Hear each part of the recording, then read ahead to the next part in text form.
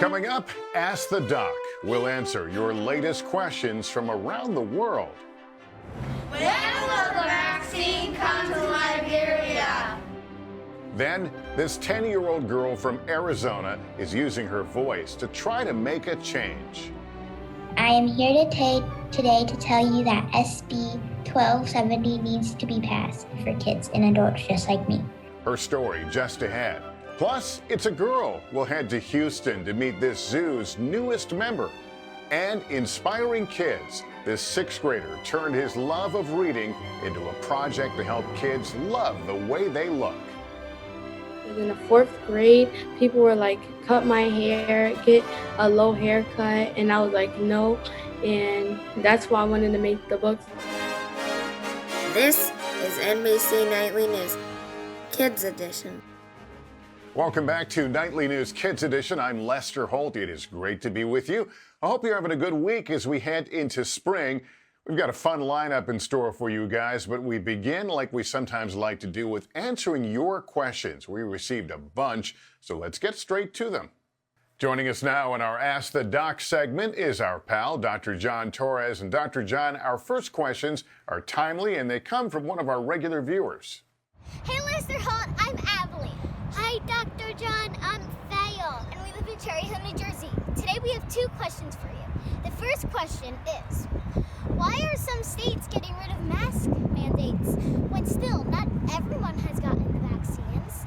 And our second question is, what is the current recommendation from the CDC since it's changing? Thanks! We love Kids Edition! Well, I'm glad you love Kids Edition, and I love those cool sunglasses, and they're good questions, Dr. John. Yeah, these are great questions. I'm glad they're outdoors biking because it's great to get outside and get some exercise, especially if you're staying safe, which it looks like they are. But they have great questions because, number one, why are states opening up things if that many people haven't gotten vaccinated? Because even though a lot of people have gotten the vaccine, we still have a ways to go before enough people get it that everybody's protected.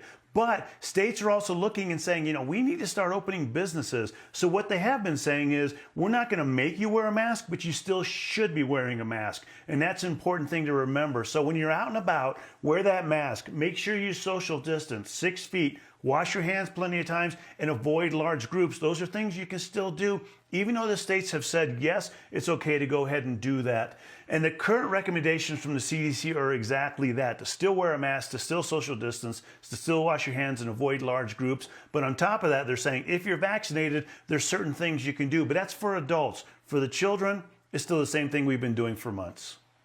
All right, our next question comes all the way from Liberia. Hi, we're the 5th grade class of the American International School, Monrovia in Liberia. And our question is, When will the vaccine come to Liberia? We love Nightly News Kids Edition. Oh, I'm so glad you guys are watching over there, Dr. John. Yeah, same here. It's great that they're watching. And even though there's a lot of vaccine here in the United States, there's a lot of vaccine in Europe, some places are having a hard time getting vaccine. And for those who don't know where Liberia is, if you look here, this is the United States, the main part of the United States. Way over here in Africa is Liberia. Now, right now, Liberia has just said that over the last few days, they've received 96,000 doses of the vaccine. So they're making a good start there. But there's 5 million people in Liberia, so they still have a ways to go. There's an organization that's made up of a lot of international organizations that come together. It's called COVAX. And they're making sure that countries like Liberia get more and more vaccine, because if we don't control the pandemic in Liberia, we're not going to control it in the United States either. The globe, the earth, the world, we're all in this together. Yeah, that's why they keep saying we're all in this together, Dr. John. And our last question is from Virginia. My name is Maya and I live in Virginia. I have a question about the coronavirus. How does it stop? Ah, Dr. John, how does this thing end, right?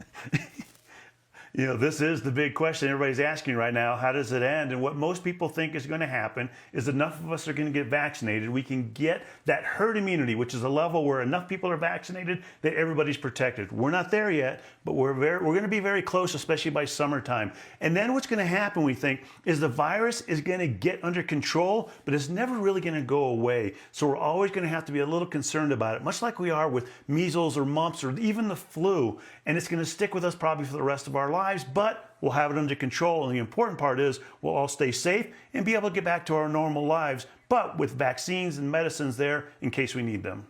Yeah, I keep thinking how grateful we should all be for all the scientists who've been working on these things and trying to get us through this. Dr. John, always nice to have you here. Thank you. You bet, Lester. We want to turn to a story now of hope and strength and how one 10-year-old girl is using her voice in hopes of changing a law in her home state. Our friend Kristen Dahlgren has the story. If the planet is indeed rocky, like many of you, Cassidy Middleton spends her days distance learning. But last month, the 10-year-old got a real-life education.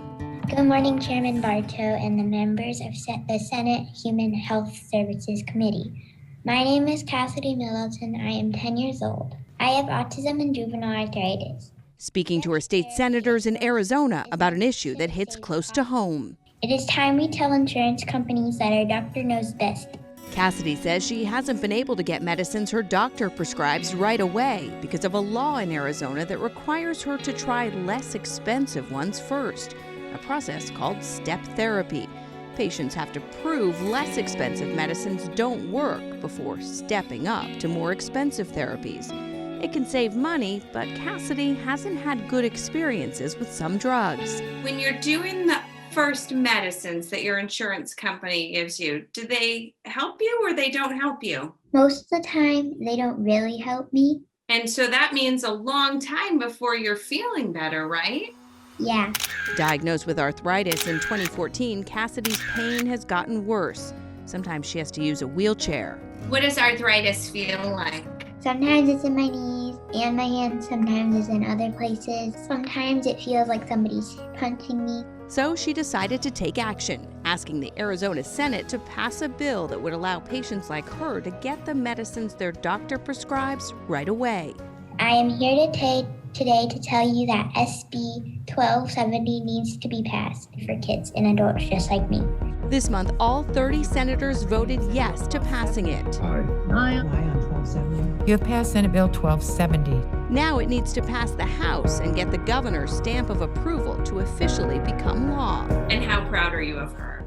You have no idea. We were told that when she was diagnosed with autism in December of 2013, that she may never be able to hold a conversation. And to just sit here and watch her shine, it's amazing. So usually kids your age don't help craft legislation. Do you know how special you are?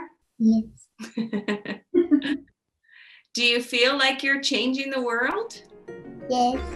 Speaking up for those in need and encouraging other kids to do the same. You're not alone. You can do this. Thanks, Kristen and Cassidy. It's terrific what you're doing to help others. All right, now let's head to Texas, where our friends at the Houston Zoo just welcomed a new member. Say hello to this new baby girl, the baby Asian elephant, born last week at the zoo, the 284-pound calf. I know that's a big baby. Doesn't have a name yet, but officials tell us she and her mom are doing well, and she is quite a cutie. Finally, in our Inspiring Kids series, a sixth grader from New York can now add author to his resume. His goal? To help kids love the way they look. Our friend Rahema Ellis has the details. Aiden Taylor loves to read, he loves to write, and he really loves his hair. So much so, this sixth grader decided to turn these passions into a new project. In the fourth grade, people were like, cut my hair, get a low haircut, and I was like, no. And that's why I wanted to make the book, so they can read and they can feel motivated and they can feel like they can do anything in the world. With the help of his mentor, Spencer Jaffe, together they wrote, illustrated, and published a new children's book, one that kids all across the country are reading. Tonight we're reading Me and My Afro by Aiden Taylor. Me and my afro go everywhere together. We go to school together. We go to the library together. We go to the store together. We go to the park together. We go to the beach together. We play basketball together.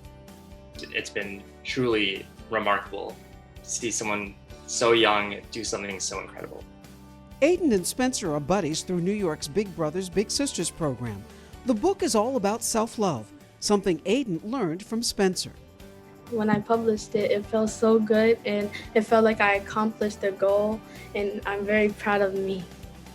It's such an incredibly inspiring idea. One, just taking the time during quarantine when, things are a little uncertain and things are shaky, and staying focused and putting together a book that is not just an accomplishment in and of itself, but also something that is inspiring and gives others the opportunity to have hope and to have positivity in their lives. And so being able to, watch Aiden grow up over the past 4 years now has been incredible. A dynamic duo with one message to share.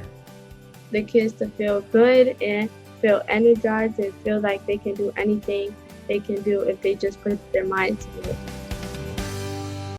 All right, Rahema, thanks. Well, that's going to do it for us parents. Just a reminder, if your child has a question about any topic, send a video to us at nightlynewskids@nbcuni.com. And just a programming note, a special episode of Nightly News Kids Edition will air this Saturday morning on NBC. Check your local listing for time. Thanks for watching, everyone. And remember, take care of yourself and each other.